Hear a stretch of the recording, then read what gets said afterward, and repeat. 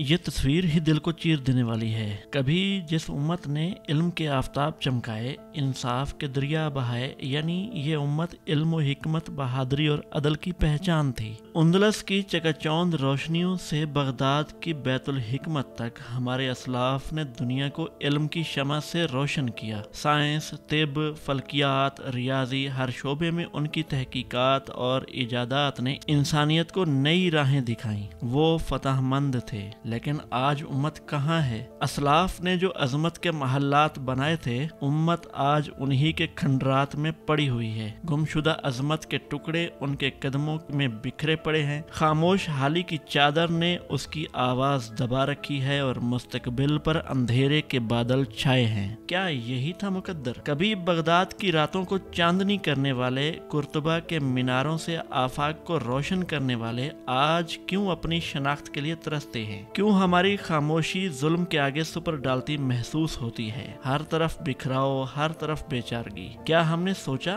جب ہم نے اپنی کتابوں کو بند کیا، اپنے ضمیر کو سلایا، تو تاریخ نے بھی ہمیں مٹا دیا؟ جو قوم شکست سے ناآشنا تھی، پھر ایسا کیا ہوا کہ ٹیپو سلطان سے لے کر آج ایران اسرائیل کنفلکٹ تک ہر جگہ شکست ہی شکست؟ گویا فتح تو ہم سے روٹھ ہی گئی۔ ہم 19ویں، 20ویں اور 21ویں صدی کے عالمی منظر نامے کو نہیں سمجھ پائے، لیکن ہاں، یہ ہمارا مقدر نہیں۔ کبھی تاریخ جامد نہیں ہوتی۔ عروج اور زوال کے چکر میں قومیں مٹتی بھی ہیں اور پھر اپنے شعور کے بلبوتے پر سر اٹھاتی بھی ہیں۔ سوال یہ نہیں کہ کیوں گرے، بلکہ یہ ہے کہ اب اٹھیں کیسے۔ عالمی منظر نامے کو سمجھنے میں ہماری ناکامی کا اصل سبب شاید یہ رہا کہ ہم نے اپنی داخلی قوت کو نظر انداز کر دیا اور بیرونی چیلنجوں کا مقابلہ کرنے کی بجائے اپنی توانائی آپس کی کشمکش اور فرسودہ روایات کی پوجا میں ضائع کر دی۔ ماضی کے کھنڈرات پر آنسو بہانے کی بجائے ان اینٹوں سے نئے محل تعمیر کرنے کا وقت آ گیا ہے۔ ہمارے اسلاف نے جو شمعیں روشن کی تھیں، وہ بجھی نہیں، صرف ماند پڑ گئی ہیں۔ انہیں پھر سے فروزاں کرنے کے لیے ہمیں ان 3 بنیادی ستونوں پر تعمیر نو کرنا ہوگی۔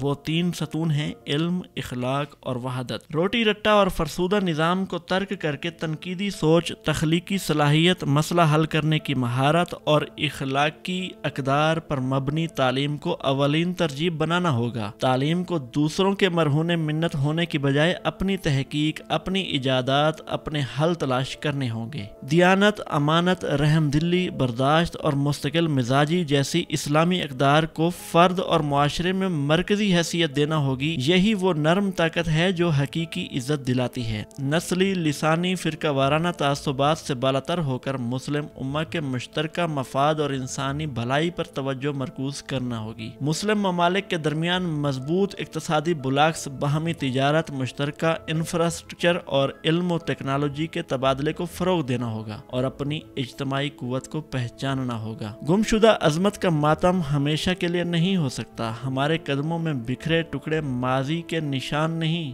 نئے سرے سے تعمیر کی بنیادیں ہیں۔ اندھیرے کے بادل علم کی ہوا سے چٹ سکتے ہیں۔ ہماری آواز جب حکمت اور ہمت سے لیس ہو تو دنیا کو دوبارہ متوجہ کر سکتی ہے۔ فتح ہم سے ناراض نہیں، صرف منتظر ہے۔ منتظر اس لمحے کی جب ہم اپنی کتابیں بند کرنے کی بجائے انہیں نئے سرے سے کھولیں، اپنے ضمیر کو جگائیں اور اپنی اجتماعی دانش کو دنیا کے مسائل کے حل کے لیے وقف کریں۔ ہمیں سپر پاور بننے کی ضرورت نہیں، ضرورت ہے تو ایک معتبر، متحد، علم پرور اور اخلاقی قوت بننے کی، جو انصاف کی ترجمان ہو، انسانیت کی خدمت کرے اور لوگوں کو وقار اور خوشحالی کی زندگی دے سکے۔ یہ مقصد ناممکن نہیں۔ اس کے لیے ہر فرد کو اپنے دائرہ اثر میں چھوٹی سی اکائی سے آغاز کرنا ہوگا۔ جب ہر چراغ خود روشن ہوگا تو پھر امت کا کارواں بھی ضرور منزلوں کو چمکائے گا۔ یقین رکھیں، صبح اتنی دور نہیں۔ اگر ہمارا یہ کالم پسند آیا ہو تو اسے ضرور لائک کیجئے گا۔ اگر کوئی اختلاف ہو تو کمنٹس میں